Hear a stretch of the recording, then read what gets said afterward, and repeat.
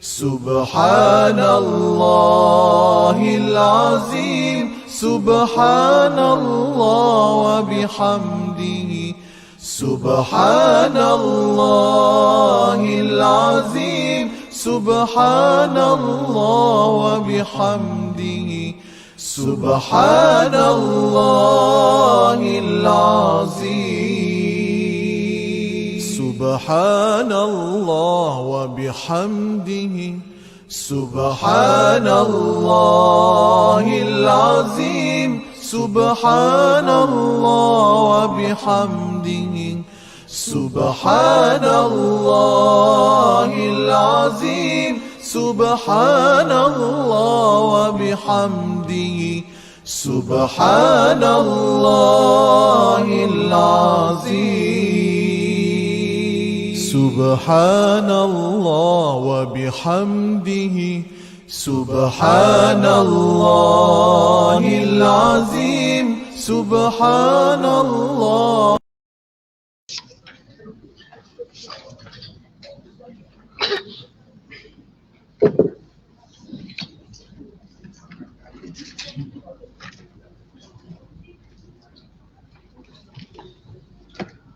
أعوذ بالله السميع العليم من الشيطان الرجيم.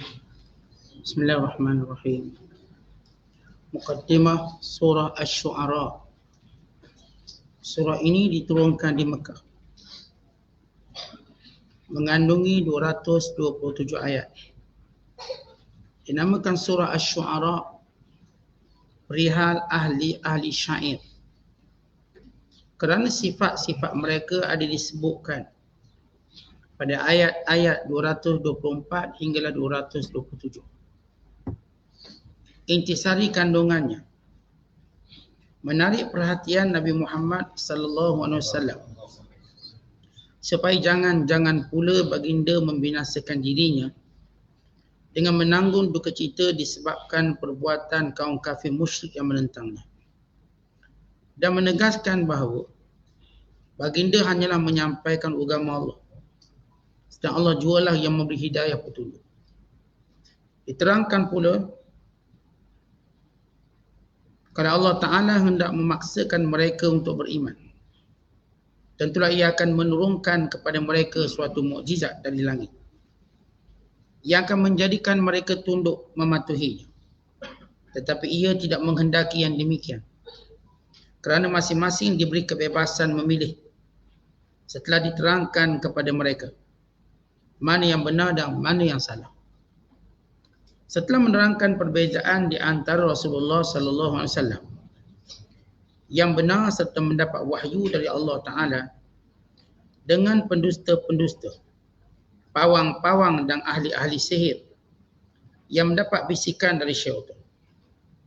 Lalu ditegaskan bahawa Al-Quranul Karim bukanlah syair, dan baginda yang menyampaikannya bukanlah seorang penyair sebagaimana yang pernah dituduh oleh kaum kafir musyrik, kerana ahli-ahli syair itu lazimnya tidak berdasarkan kebenaran, hanyalah menurut khayal semata-mata, dan mereka yang demikian hanya menjadi pemimpin bagi golongan yang sesat. Ditegaskan lagi bahawa penyair-penyair itu merayau-rayau dengan tidak berketentuan hala dalam tiap-tiap lembah khayal dan angan-angan kosong.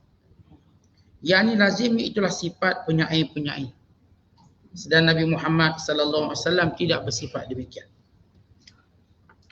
Dalam pada itu ditegaskan bahawa bukan semua syair dan ahli-ahli syair itu terkeji.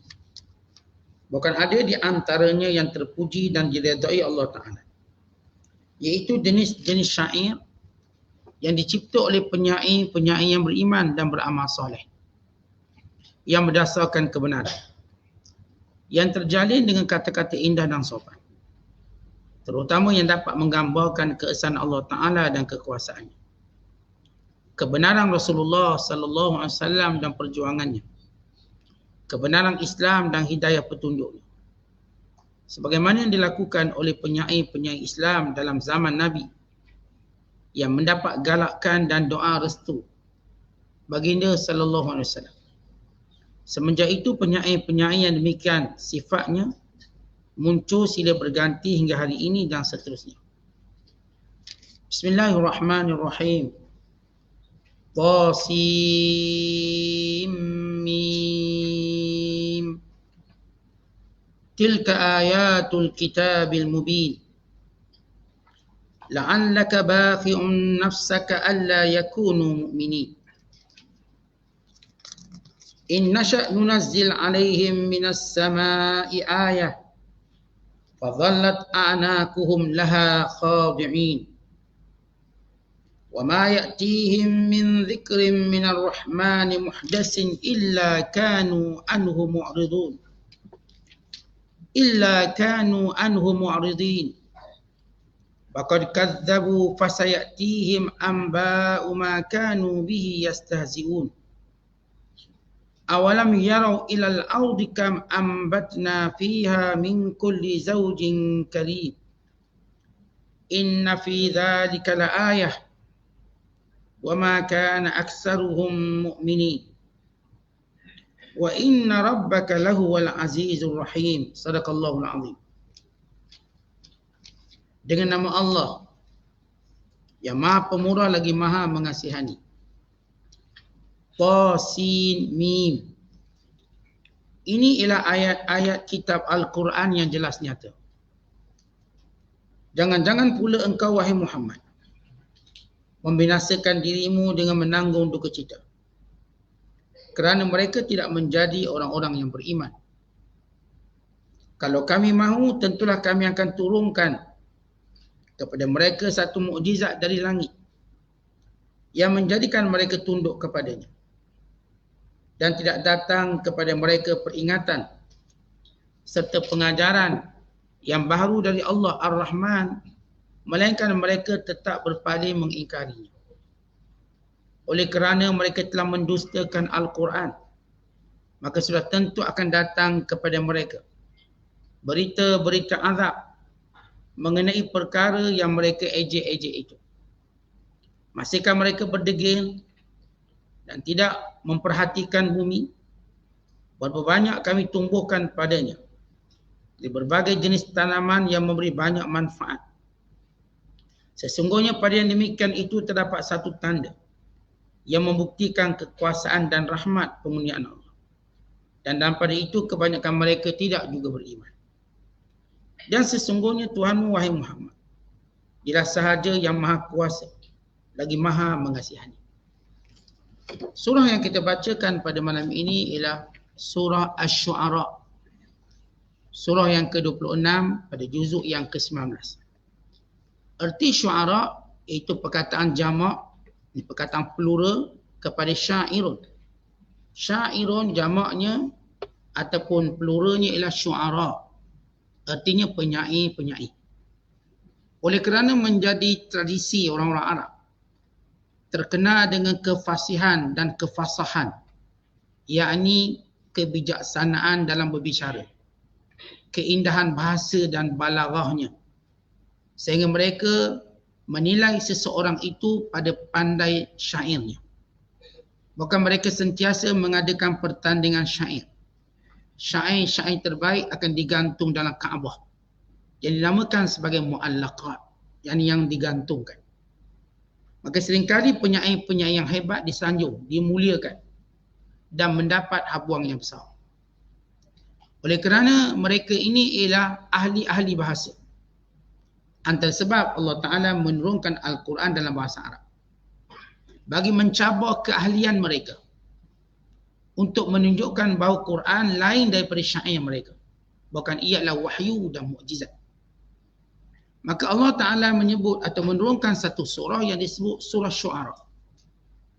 Surah ini dikenali sebagai surah Makkiyah.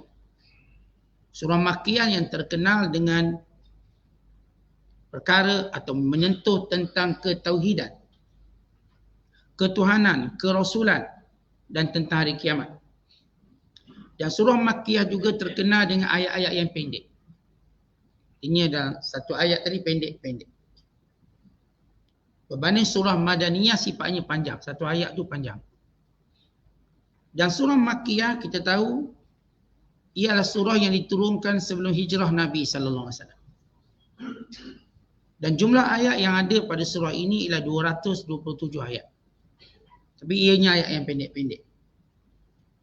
Di mana kalau kita lihat, sebab dinamakan surah Asy-Syu'ara kerana penutup surah ini Allah Ta'ala buat satu perbandingan antara penyair yang sesat dengan penyair yang beriman. Dan bagaimana watak-watak para penyair yang menggunakan khayalan dan imajinasi untuk mengarang syair mereka, yang menjadikan mereka merayau di merata tempat demi untuk mencari idea. Kalau kita tengok para penyair sebagai contoh, dia ada satu watak, dia suka menyendiri, cari tempat-tempat yang tertentu untuk mengarang syair. Mereka menggunakan sumber alam untuk membentuk khayalan di dalam menyusun kata-kata syair mereka. Dan antara sebab juga kerana ketika mana musyrik Mekah nak menolak kerasulan Nabi Muhammad SAW, mereka cari satu gelaran untuk tidak mahu mengiktiraf Rasul. Sebahagian mereka mengatakan Rasulullah itu gila, majnun. Sebahagian yang menyatakan Rasulullah sallallahu alaihi wasallam itu syairun, penyair. Tujuan mereka antara orang gila dengan penyair satu benda yang berbeza. Tetapi mereka nak mengalih pandangan, mengalih kepercayaan orang terhadap kerasulan Nabi Muhammad SAW. Sebab penyair dia tidak cenderung ini mempunyai pengikut. Bukanlah tujuan dia menyampaikan syair supaya orang ikut dia. Hanya supaya orang kagum dengan dia. Kagum. Nabi SAW menyuruh orang atau manusia ikut dia. Maksud ikut baginda untuk menuju jalan yang lurus. Dan Rasulullah bukan hendak dia dipopularkan sebagaimana penyair. Maka ini antara sebab dinamakan sebagai surah Asy-Syu'ara. Di mana kerana di akhir ayat ini Allah buat satu perbandingan. Yang beriman dengan tidak beriman. Dan juga kerana orang-orang musyrik Mekah tidak mahu mengiktiraf Quran sebagai satu mukjizat. Lalu mereka kata syair.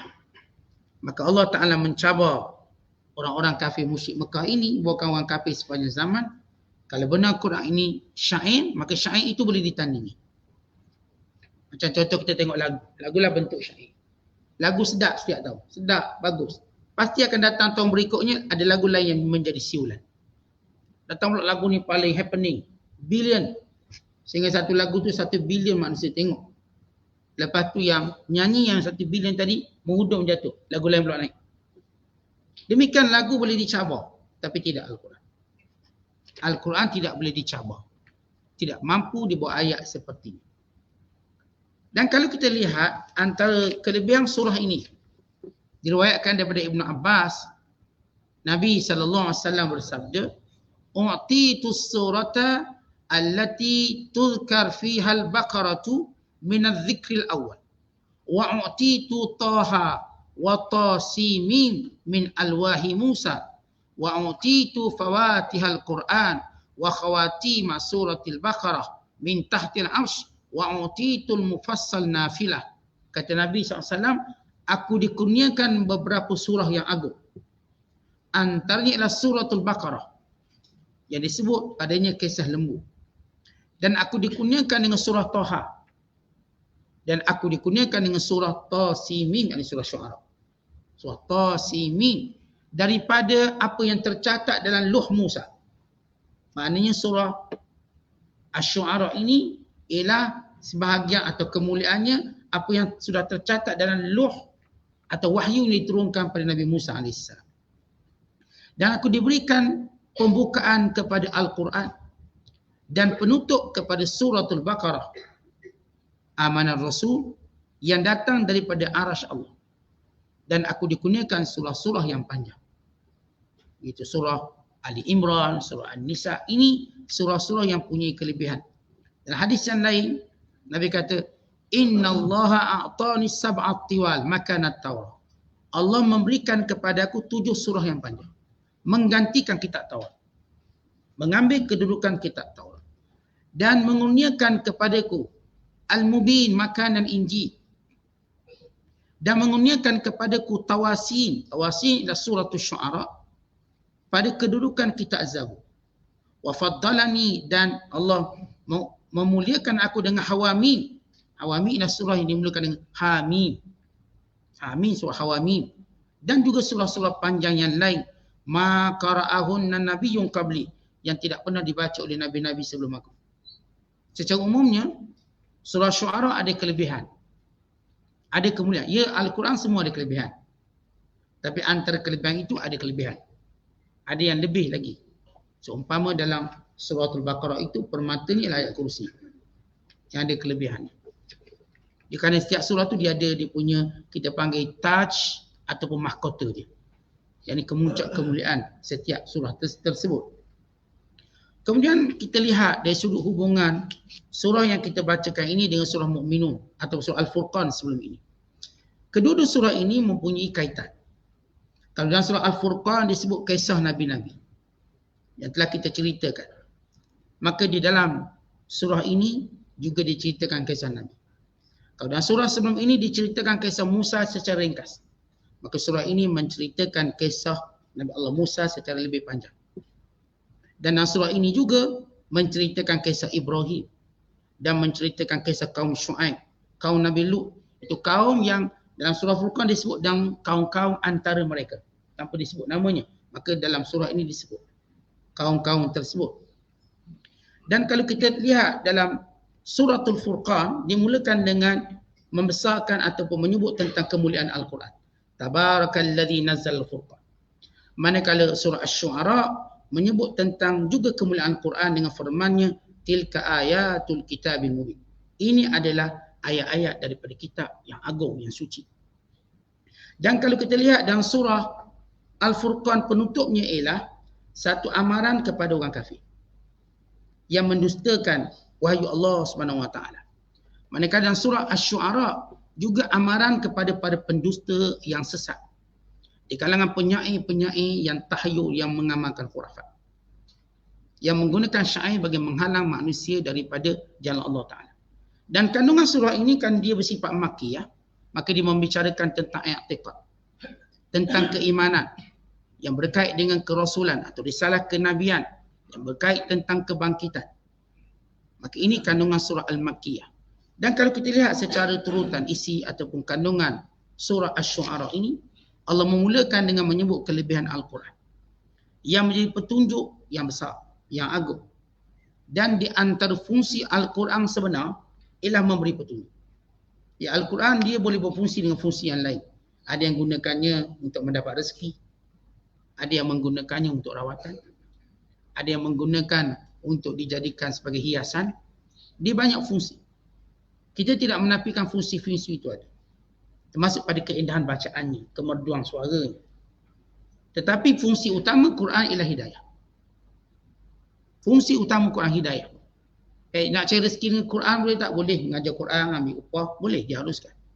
Menggunakan untuk rawatan boleh tak? Boleh. Menggunakannya untuk mengambil barakah, tabarruk, boleh. Tulis kat pintu rumah kita, kat kereta kita ayat Al-Quran. Kita nak gantung, kita nak itu dan ini. Boleh, harus. Letak hak pada hiasan masjid dan surau, dibolehkan, dibenarkan. Sehingga Masjid Nabawi, bahkan kain Kaabah penuh dengan hiasan Al-Quran. Tetapi tujuan utama Quran ialah hidayah. Itu tujuan utama sekali. Yang semua orang kena tahu. Umpama kita pergi sekolah, boleh tak pergi sekolah kita main? Boleh. Boleh main. Boleh makan? Boleh. Buat duit banyak-banyak, pergi makan kantin banyak-banyak. Boleh. Boleh tak kita pergi sekolah bersendegurau kawan-kawan? Boleh. Boleh tak kita pergi sekolah, kita nak buat itu, buat ini, semua boleh. Tapi tujuan utama belajar. Tujuan utama tu jangan tinggal belajar. Maka Al-Quran ini tujuan utama di hidayah. Bagi siapa pun baca Quran, dia tak jumpa hidayah, dia belum melaksanakan keutamaannya. Umpama siapa yang pergi sekolah, tapi balik tak dapat ilmu. Perut kenyang. Baju pun kotor sebab main dengan kawan. Tapi tanya satu soalan pun tak jawab. Budak ni tak pergi sekolah ni, kita kata. Maksudnya tak melaksanakan tujuan utama sekolah. Jadi sama juga Al-Quran. Kadang-kadang kita baca sebab nak tahu tajwid. Kadang-kadang kita nak tahu makna je. Kadang-kadang kita nak tahu cerita. Ada orang dengar tafsir Quran sebab seronok dengar cerita. Ada yang mungkin baca Quran sebab dia nak dapat pahala atas setiap huruf yang dibaca. Tapi tujuan utama sekali hidayah. yang memimpin kita untuk jadi lebih dekat dengan Allah. Sebab itu tadabbur Quran bererti mendapat hidayah. Kalau kita sebutkan istilah tadabbur. Orang kata tadabbur ni faham. Dia fahamnya tujuannya apa? Hidayah. Ini yang disebut oleh Allah dalam awal surah Al-Baqarah. Hudal lil muttaqin, petunjuk hidayah kepada orang yang bertakwa. Jadi pastikan bila mana kita baca Quran kita dapat benda tu. Dapat apa? Hidayah. Bukan baca Quran dapat khatam setakat tu. Baca Quran dapatlah cerita korang lah saya dah habis banyak ni. Bukan. Keutamaannya hidayah. Dan kita dapati setiap kali kita baca Quran kita makin baik. Kita makin lunak hati, lembut hati, makin punya keinginan untuk melaksanakan kebaikan, bertaubat, tinggalkan kejahatan. Dan juga menceritakan dalam ayat dalam surah Syu'ara ini, khabar gembira kepada orang beriman yang melakukan amal soleh dengan syurga. Dan amaran keras kepada orang kafir yang tidak beriman dengan hari akhirat. Dengan kesudahan azab yang dahsyat. Dan dalam surah Syu'ara ini juga mengukuhkan lagi bahawa penurunan Al-Quran itu adalah wahyu ke atas Nabi Muhammad SAW. Dan dalam surah ini juga ada hiburan kepada Rasulullah. Kerana Nabi SAW merasa beban dan berat dengan sikap para musyrik Mekah yang tidak mempedulikan dakwah, yang berpaling, yang tidak mau beriman. Maka ayat ini, atau dalam surah ini, menghiburkan Nabi SAW. Supaya jangan menjadi ianya sebagai beban. Artinya kalau orang kafir tak nak beriman, tak nak ikut Islam, tak nak dengar Quran, maka jangan jadi bebanan. Sebab kamu dah jalankan tugas dan tanggungjawab. Bukan Nabi-Nabi yang dulu, karakternya sama juga, ditolak oleh kaum masing-masing. Kemudian dalam surah Syu'ara, Allah Ta'ala menyebut tentang dalil-dalil kejadian-kejadian makhluk Allah. Di antaranya ialah tumbuh-tumbuhan. Allah Ta'ala suruh kita memerhatikan tumbuh-tumbuhan yang hidup. Kerana pada tumbuhan-tumbuhan yang hidup itu, dalil akan kewujudan Allah, keesaan Allah. Dan kekuasaan Allah dalam membangkitkan semula manusia. Melihat pada tanaman tadi. Kemudian surah ini membawakan kepada kita sebahagian kisah-kisah Nabi alaihimussalatu wassalam bersama kaum mereka masing-masing. Dalam dakwah, dimulakan dengan kisah Musa dan mukjizatnya, dan juga dialog antara Musa dengan Fir'aun yang samsing, yang sombong, dan kaumnya yang sebulu dengan Fir'aun, yang sama-sama mendukung Fir'aun dalam kesesatan. Dan bagaimana Allah menceritakan Allah menguatkan Musa dengan mukjizat yang pelbagai sehingga membatalkan kejahatan ataupun hujah-hujah Fir'aun dan ahli sihir yang berkesudahan berimannya ahli sihir. Surah ini cerita tentang keimanan ahli sihir kepada Nabi Allah Musa AS. Kemudian surah ini juga menceritakan kisah Nabi Allah Ibrahim dan dialog antara Ibrahim dengan ayahnya dan kaumnya yang menyembah berhala. Dan bagaimana Ibrahim membatalkan segala hujah-hujah mereka dan mengukuhkan kefahaman tauhid sehingga menjadikan kaumnya diam 1000 bahasa, tidak mampu menjawab hujah Nabi Allah Ibrahim AS. Kemudian dalam surah ini didatangi kisah Nuh, kisah Hud, kisah Saleh, kisah Lut, kisah Syu'aib alaihimussalatu wassalam. Dan bagaimana bebanan yang mereka tanggung berhadapan dengan pada penyembah berhala. Ini yang kita sebut tadi, menghiburkan Nabi SAW. Dan dalam surah ini juga menceritakan tentang kerosakan akhlak yang berlaku. Jadi para Nabi bukan sekadar berusaha mengubah kerosakan akidah, termasuk kerosakan akhlak. Dan juga kerosakan masyarakat. Masyarakat yang rosak. Masyarakat yang tak peduli apa berlaku. Mereka buat satu eksperimen, colek budak. Depan masyarakat, colek. Masyarakat buat tak layan. Hari ni ada satu kelompok buat eksperimen. Dia nak tengok reaksi society, masyarakat. Apa respon mereka? Budak tengah berjalan, dia pun colek. Semua buat tak layan. Semua tak nak campur. Ini masyarakat yang rosak. Kalau kita bandingkan masyarakat yang baik, kita kadang-kadang nampak orang baru je kita tanya ni daripada mana, kita banyak soalan. Sehingga kita kenal mereka. Tapi surah ini menceritakan bukan sekadar masalah akhlak yang rosak. Sehingga melakukan homoseks, lesbian dan sebagainya. Termasuk masyarakat yang rosak. Masyarakat yang tidak sifat mencegah kemungkaran. Akhirnya apa pun yang berlaku dalam kemungkaran dan masyarakat tidak dipedulikan oleh masyarakat. Sebab tu nak colek orang senang. Sebab kata dia tu kerja polis bukan kerja kita.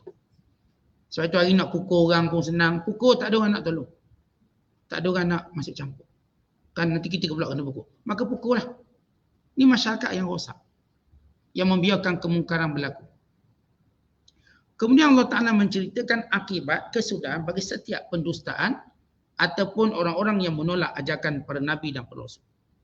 Dan Allah menyebut tentang kesudahan setiap orang-orang yang sombong. Yang sombong untuk menerima perintah Allah dengan berbagai bentuk azab yang dahsyat. Bi'anwa' rahibati minal azab. Dengan kepelbagaian azab yang pedih. Dan surah ini diakhiri dengan, ditutup dengan mengukuhkan lagi bahawa Al-Quran itu wahyu yang diturunkan daripada Tuhan sekalian alam, bukannya daripada perkataan syaitan. So, orang kafir kata ni Quran ni kalam syaitan. Ini bukan kalam Allah. Maka Allah menyebut ini ialah kalamullah. Dan Muhammad itu benar-benar Rasulullah yang bertugas menyampaikan dakwah kepada seluruh umat. Dan dia bukanlah tukang tenung atau juga penyair.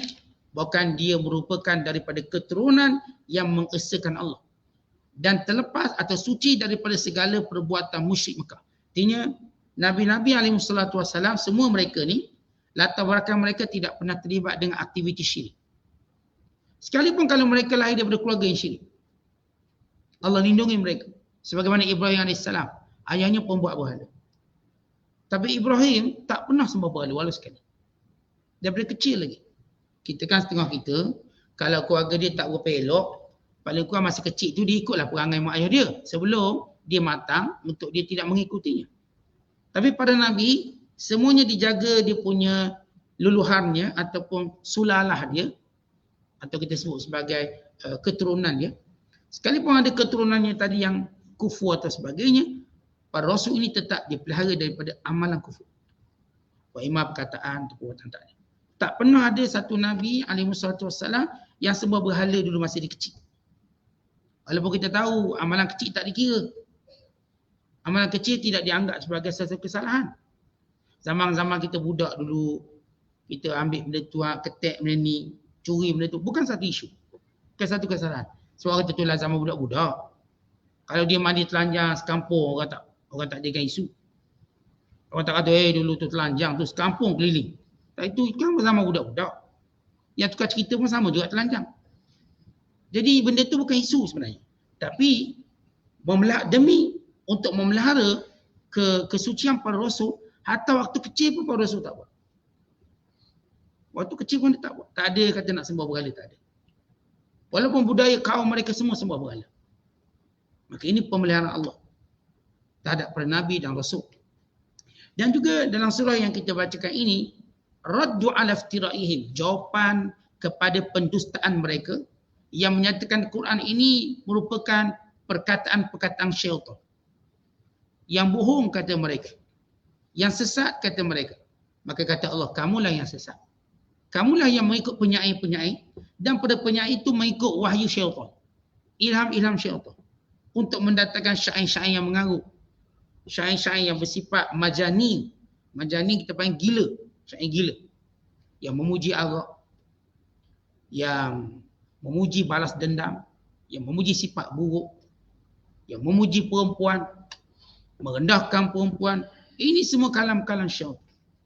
Yang tidak bersifat beri petunjuk. Dalam bentuk syair hari ni kalau kita sebut lagu. Mana ada lagu beri petunjuk? Kalau tuan-tuan tengok lagu-lagu lah. Kita analisis semua lagu-lagu atas dunia ni. Berapa persen lagu tu dia ke arah benda baik? Yang popular. Yang tak popular macam lagu nyek-nyek semua tu tak yang kira lah. Yang popular ni yang saya katakan orang tengok juta-juta ni, berapa banyak lagu ni dia ada unsur baik. Yang banyak menyeru LGBT, yang banyak bercerita tentang bunuh diri, yang banyak memuji tentang arak dan judi. Kalau rap, golongan rap semua akan cerita arak, judi, dadak, kokain dalam lagu ni. Perempuan. Itu kalau rap memang terkenal dia punya seni kata dia. Dan juga lagu-lagu yang lain. Purata lagu-lagu tadi bentuk menghina. Bermusuh. Lagu ajak musuh pun ada, ajak perang. Atau lagu-lagu yang bersifat lucah. Atau lagu-lagu yang saya katakan bersifat memuji cinta sejenis. Bagaimana banyak hati-hati tertentu yang penyokong LGBT. Mana lagu yang beri petunjuk? Tunjuk lagu-lagu yang beri petunjuk mana? Tak ada, semua lagu merosakkan. Kan itu kita tengok yang menyanyi tu pun rosak. Akhirnya yang menyanyi tadi terlibat sama ada skandal dadahnya, sama ada kita katakan ketagih araknya, ketagih kokainnya, ataupun ganjanya, sehingga mereka semua binasa dengan keadaan yang teruk. Semua keadaan teruk. Jadi tak ada lagu-lagu yang menyeru kepada kebaikan, melainkan satu persentage yang kecil. Yang ini yang juga disebut dalam Quran. Penyair, macam penyanyi ini, penyair puata pujian syaitan. Hanya segelintir penyair yang baik. Macam kita adalah segelintir penyanyi yang baik. Kumpulan nasyid sebagai contoh, ambil Hijaz, Rabbani, Inti, ambil sikit-sikit. Tapi ini tak glamour. Glamour geng-geng surau je. Geng surau je dengar. Itu pun ada tahap umur dia, sekolah menengah. Fahmi menengah tak dengar dah kita. Tak ada dah dengar. Kalau dengar pun lagu Selimut Putih, tu pun kak-kak nak mati. Kalau dengar lagu Selimut Putih. Artinya lagu-lagu nasyid tadi, dia punya tunya, dia bagus. Banyak beri petunjuk hidayah, tapi dalam skala yang cukup kecil. Yang dalam penyokong-penyokong yang jenis-jenis geng-geng masjid. Jarang orang lara. Kita jumpa lara pakai subang, pakai rantai. Saya minat lagu Sepohong Kayu. Bohong. Dia tak akan minat lagu Sepohong Kayu. Dia raga-raga. Dia pernah dengar, kita tak nafilah kalau dia kata dia minat, pasal dengar 10 kali tak. Mustahil. Ataupun dia minat lagu-lagu nasyid-nasyid yang lain yang bersifat ketuhanan. Dia mungkin dengar tapi tak minat. Maka ini beza penyair kita sebut. Seumpama hari ini penyanyi. Dahulu yang terkenal bukan penyanyi, penyair. Kalau hari ini penyanyi, bukan penyair. Penyair tak dicari makan. Kerana penyanyilah mengambil tempat penyair. Dia mengungkapkan kata-kata yang mempersonakan. Kalau dahulu mereka mengungkapkan perkataan yang memukau. Hari ini lagu yang memukau. Maksudnya bukan seni kata lagu tu lagu. Dia punya muzik ni yang memukau. Ini di antara isi keseluruhan surah yang kita baca pada malam ini. Baik, kita lihat penafsirannya. Kata Allah, Tasimin. Ini ialah, atau surah ini dimulakan dengan huruf muqatta'ah. Huruf yang dicantum. Seperti Alif Lam Mim, seperti Hamim, seperti Yasin, Taha. Dan tujuan Allah Ta'ala bawa permulaan surah ini dengan Tasimin untuk menunjukkan mukjizat Al-Quran. Kerana belum pernah terkenal dalam bahasa Arab mereka menyebutnya begitu. Belum pernah. Sebelum turun Al-Quran, tak pernah orang Arab memikirkan ada gabungan itu. Ada bentuk ini. Ini adalah cabaran pertama. Untuk menunjukkan mukjizat Al-Quran Al-Karim. Bukan untuk didatangkan surah seumpama ini. Kerana orang Arab memang terkenal dengan setiap perkataannya punya bunyi. Tapi bunyi tadi perlu kepada kalimah-kalimah. Bukan pada huruf-huruf. Tapi turun Al-Quran berlainan dengan kebiasaan mereka dengar. Seperti Alif Lam Mim, seperti Hamim, seperti Taha, seperti Tasimin. Seperti semua surah-surah dipanggil huruf muqatta'ah. Huruf-huruf yang tercantum. Yang mereka tidak tahu apa maknanya. Hanya Allah yang mengetahui maknanya. Tapi mereka mengetahui ia satu kalimah yang hebat. Satu kalimah yang menjatuhkan kewibawaan mereka. Kefasihan mereka. Kerana kita tuan-tuan, kalau kita sebut tentang kalimah, kalau ada satu perkataan yang digunakan orang lain dulu dan kita tak mampu, maka kita akan rasa lemah bahasa kita. Maka Quran terus mencabar. Ya, selepas turun Alif Lam Mim pun mereka masih tak terfikir untuk buat, untuk reka surah yang melalui huruf-huruf yang tersusun, belum. Maka diturunkan setiap surah tadi, khususnya Makkiyah, dengan ayat-ayat yang punya seumpama ini. Sebagai satu cabaran, sebagai satu mukjizat, dan sebagai satu kelemahan manusia. Sehingga mereka tak tahu bahawa benda ini wujud. Dan sehingga mereka juga tidak tahu maknanya. Tapi ia cukup untuk menarik perhatian mereka. Maka apa, atau kalau kita cikgu dipanggil ni set induksi ni. Satu tarikan. Tarikan untuk mendengar ayat selepasnya. Kemudian datang ayat selepasnya. Tilka ayatul kitabil mubin. Inilah Al-Quran yang turunnya daripada Allah. Wahyu sebenar kepada Nabi. Ayat-ayat Allah yang jelas lagi nyata. Yang menerangkan antara hak dan batil, kesesatan dan petunjuk. Maka bila Allah menyebut ayatul kitab, perkataan ayat yang memberi maksud ialah wahyu-wahyu Allah. Yang memberi maksud perkataan ayat ialah segala perintah dan larangan yang terkandung dalam Quran ini. Ini ayatullah. Dan ayatullah juga merujuk kepada setiap kejadian ciptaan Allah Ta'ala. Yang kalau kita buka Al-Quran, Allah Ta'ala bukan sekadar menyebut tentang perintah larangan, Allah menyuruh kita melihat alam ini sebagai ayat Allah akan kekuasaannya. Maka inilah ayat Allah yang tercatat dalam kitab yang jelas nyata. Perkataan mubin, iaitu yang menjelaskan antara benar dan salah, antara petunjuk dan kesesatan, antara kebahagiaan dan kecelakaan, antara kebahagiaan dan kesengsaraan. Inilah dia, mubin. Perkataan mubin makna penjelasan, jelas, wadih, kata dalam bahasa lain, dalam perkataan lain. Sesuatu yang mubin, benda yang terang benderang, dan semua aspek kehidupan yang kamu nak. Nak tahu mana betul, mana salah, baca Quran. Nak tahu mana jalan bahagia, jalan yang tak bahagia, baca Quran. Nak tahu mana kekuatan, mana kelemahan, baca Quran. Quran ni sifatnya mubin, penjelasan. Sebab itu dalam Quran semua benda ada. Sebagaimana Allah Ta'ala sebut dalam ayat yang lain, ma farratna fil kitabi min syai'. Kami tidak pernah abaikan sesuatu pun melainkan kami terang dalam Quran.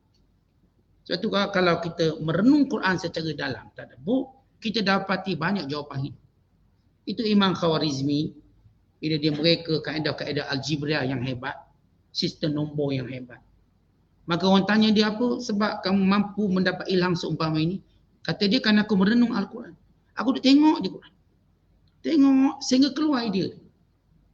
Kerana Al-Quran sifatnya mubin. Sebab tu Quran ni kita kena tengok ulang kali. Ulang.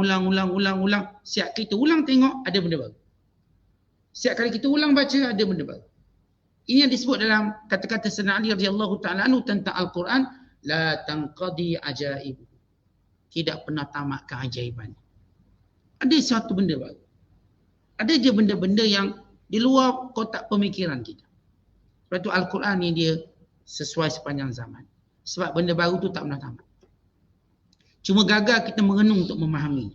Tengok Quran akan jumpa jawapan dia. La'allaka bakhi'un nafsaka alla yakunu mu'minin. Wahai Muhammad, barangkali kamu membinasakan dirimu kerana terlalu sedih, kerana terlalu kecita sebab kaummu tidak mau beriman. Allah beritahu, wahai Muhammad, jangan sedihlah. Jangan sedih kerana mereka tidak beriman. Jangan sedih. Kerana fokus pada tugas kamu menyampaikan. Kerana Rasulullah SAW bila menerima perintah, Nabi seorang yang fokus untuk buat. Dan untuk mendapat natijah yang baik. Dan Rasulullah sedih bila kaumnya tidak mau mendengar, kaumnya tidak mau beriman. Maka Allah hiburkan Rasulullah. Sebab Rasulullah ni ikut perintah Allah. Bila Allah kata jangan sedih. Umpama kita lah. Kalau anak-anak kita ni, dia ambil periksa, dia tak dapat keputusan cemerlang. Dia paling takut dia tak cemerlang tu satu hal. Dia takut ayah dia pula marah. Ayah marah. Kalau ayah kata jangan sedih lah. Abah pun macam tu juga dulu. Yang anak kita pun tak sedih. Jangan sedih, Abah tak kisah sangat keputusan periksa tu. Tak kisah. Itu baru periksa pertama, ada periksa lagi. Jadi menenangkan kata jangan sedih itu satu ketenangan. Maka kata Allah, wahai Muhammad, jangan kamu binasakan diri kamu kerana sedih dengan perbuatan mereka, jangan. Dalam ayat-ayat yang Allah sebut, fala tadhhab nafsuka alaihim hasarat. Jangan kamu kecewa dengan mereka, tak payah kecewa. Kerana perangai mereka ni sama sepanjang zaman.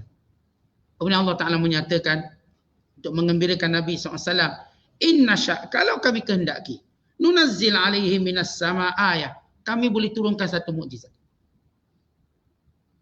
Fazallat a'naquhum laha khadi'in, sehingga semua leher-leher mereka tunduk pada mukjizat ini untuk beriman secara paksa. Kami boleh buat. Tetapi kata Allah SWT, bukan itu tujuan kami. Bukan tujuan ataupun bukan kehendak Allah Ta'ala nak suruh semua orang tu beriman secara paksa. Allah boleh menjadikan Turunkan satu tanda, turunkan satu ayat, satu mukjizat, satu perintah keras untuk jadikan semua beriman. Tetapi kan iman ini Allah Ta'ala suka ia dipilih oleh manusia tanpa paksaan. Kerana benda baik tak perlu kita paksa. Ini benda baik, ini benda bagus. Dia patut menggunakan segala kelebihan yang dia ada daripada akal fikiran, daripada pengamatan, daripada ilmu yang dia pelajari untuk memilih kebenaran. Sebab itu asas Islam tak ada paksaan. Kita tak boleh pun paksa orang masuk Islam. Tak masuk kita orang tembak awak. Tak boleh.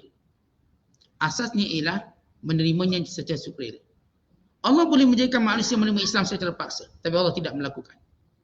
Kerana demi ujian. Sebab Allah dah sebut. Dunia ini tempat ujian. Bila tempat ujian, maka apa gunanya kalau ditiadakan ujian? Maka tidak ada gunanya nilai hidup kat dunia. Allah nak jadikan manusia ini dengan segala kemudahan yang Allah beri, nikmat yang Allah turunkan untuk mereka memilih yang terbaik dalam hidup mereka. Kata Allah lagi, wa ma ya'tihim min dzikrin minar rahman muhdatsin, dan setiap kali datang daripada Tuhan mereka yang Maha Pemurah, muhdatsin, wahyu-wahyu yang baru.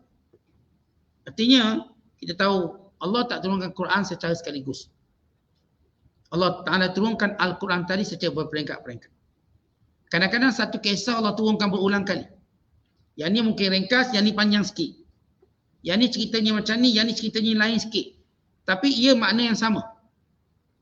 Membawa kelainan ini untuk menjadikan manusia, sebab kita dalam strategi. Bila kita buat satu strategi, maka strategi ini mesti lain-lain. Tahun ni strategi lain, tahun depan strategi lain untuk menawar hati manusia. Kalau kita buat jualan murah. Okay, tahun ni kita strategi kita 30%. Tahun depan buat strategi baru pula. Mungkin 40%. Akan datang strategi baru pula. Beli satu, hadiah dua. Akan datang lagi strategi. Semuanya untuk menarik orang datang setiap tahun. Maka Al-Quran sentiasa bawa satu benda baru. Kadang-kadang cerita tu panjang, kadang-kadang pendek. Kadang-kadang cerita tu suspend. Seringkas. Nak tahu, tunggu surah berikutnya. Maka mereka menunggu ayat-ayat berikutnya supaya datang kerinduan. Kata Allah, setiap kali datang ayat baru. Sebagai satu rahmat pada mereka. Untuk memberitahu mereka. Illa kanu anhu mu'ridin. Tapi watak mereka tak berubah, mereka tidak berminat. Mereka berpaling dengan sombong. Faqad kadzabu, mereka telah mendustakan. Fasayatihim amba'u ma kanu biyastahzi'un. Dan akan datang kepada mereka apa yang mereka mempelekehkannya. Mereka pelekehkan azab neraka, mereka mempelekehkan hari kiamat. Mereka mempelekehkan kematian, mereka mempelekehkan dosa, mereka mempelekehkan kemurkaan Allah. Kata Allah, semua benda yang mereka pelekehkan, semua benda yang mereka hinakan akan datang kepada mereka. Akan kena pada batang hidung mereka. Awalam yarau, tidakkah mereka melihat ilal ard, kepada muka bumi ini, kam ambatna, betapa banyak tumbuh-tumbuhan, fiha, padanya, min kulli zaujin karim, dengan pasangan-pasangannya. Kata Allah Subhanahu Wa Taala, tidakkah mereka lihat akan kekuasaan Allah yang menjadikan tumbuh-tumbuhan yang bentuknya pelbagai, manfaatnya pelbagai, sifatnya pelbagai. Tidakkah itu cukup untuk menunjukkan satu sifat Allah yang berkuasa dan menjadikan kamu bersyukur dengan kurnia Allah kepada kamu dengan segala tanaman tersebut. Dan untuk kamu memikirkan tentang bagaimana Allah menghidupkan kembali manusia. Baik, kita katakan dahulu bahawa Allah jadikan alam ini sebagai hujah atas manusia. Sebab manusia ni dia ada kecenderungan untuk melihat alam. Kita suka melancong, pergi sana, pergi sini, tengok sana, tengok sini, panjat sana, panjat sini. Baik, kita perlu tahu semua itu hujah atas kepala kita. Supaya kita berfikir setiap apa yang kita lihat itu tanda kekuasaan Allah. Kita tengok air terjun, macam mana boleh ada tengah-tengah hutan. Macam mana air terjun boleh ada tengah-tengah padang pasir. Kita lihat tanaman-tanaman, siapa siram ni. Ya, kalau tanaman tepi rumah kita, kita siram. Yang dalam hutan tu siapa siram? Tukang kebun mana? Yang masuk siram pokok-pokok sampai besar 3-4 pemeluk ni. Kita kat rumah kita siram pun mati. Kita siram, tinggal 2 hari dia balik kampung. Tiok pokok ni, mati. Ni yang dalam hutan tumbuh-tumbuhan yang sentiasa hidup. Siapa kita fikir, siapa yang siram dia? Siapa baja dia sampai besar 3-4 pemeluk ni? Baja apa dia pakai ni? Ini keajaiban untuk kita berfikir bagaimana Allah menjaga dia. Bagaimana Allah memeliharanya? Bagaimana Allah menjadikan sumber air ini bersih, suci? Macam mana? Artinya, bila Allah menyebut orang kafir, bila mereka tak nak mendengar ayat-ayat yang dibaca, cuba perhatikan sekeliling kamu alam-alam yang ada sekeliling kamu. Lihat pokok-pokok yang tumbuh sekeliling kamu. Siapa yang menumbuhkan? Di tengah padang pasir macam ni panas dengan kurang hujan, bagaimana ia boleh hidup subur? Contoh kalau kita tengok tumbuh-tumbuhan di padang pasir, menakjubkan. Kalau kita kat hujan khatulistiwa ni, okeylah hujan banyak dan sebagainya. Ni kalau kita pergi kat padang-padang pasir ni, yang membentuk oasis, ataupun kita katakan kebun-kebun yang subur di tengah padang pasir. Daripada mana sumber airnya? Hebat. Macam mana hujannya? Sedangkan hujannya berapa liter je setahun. Tapi tumbuh subur pokok-pokok. Mereka boleh makan buah-buahannya. Maka ini keajaiban untuk manusia lihat kekuasaan Allah. Allah mengajak manusia berfikir secara lembut. Secara alam yang mengelilingi kamu, yang kamu hidup. Bersama dengan tengok, berarti Allah suruh berfikir. Baik kalau tak nak dengar ayat Quran, tak nak fikir ayat Quran yang kami turunkan, ni tengok tanam-tanaman. Lihat binatang-binatang. Lihat alam. Lihat cakrawalanya. Lihat bulan bintang. Lihat ini semua. Siapa yang ciptakan. Lihat hujan yang turun. Siapa yang menurunkannya. Inna fi dzalika la ayat. Cukuplah perkara itu menjadi tanda. Ayat. Akan kebesaran Allah, keesaan Allah, kewujudan Allah. Wa ma kana aktsaruhum mu'minin, tapi tetap manusia engkar melihat segala perkara tersebut dan mereka akhirnya kekal tidak beriman. Wa inna rabbaka lahuwal azizur rahim, dan ingatlah Tuhanmu wahai Muhammad, dia adalah Tuhan yang maha perkasa. Yang maha perkasa untuk mendatangkan azab. Tapi dalam masa yang sama dia Tuhan yang penyayang untuk menerima taubat. Ini kita katakan metod uslub ayat Al-Quran. Bila diberi amaran, dijanjikan keampunan. Disebut tentang kekuasaan, tentang azab, diberikan jaminan syurga dalam ketaatan. Maka kata Allah, sesungguhnya Allah itu perkasa dalam menurunkan azab pada yang mengingkarinya. Tapi dalam masa yang sama, penyayang. Bagi orang yang bertaubat. Yang berhenti daripada mengejek-ngejek apa yang dibawa olehmu wahai Muhammad. Bukan menggunakan daya akal mereka berfikir akan kebenaran. Dan melihat alam sekeliling bagi bukti tanda kekuasaan Tuhan. Nescaya mereka pasti akan beriman. Wallahu a'lam. Assalamualaikum.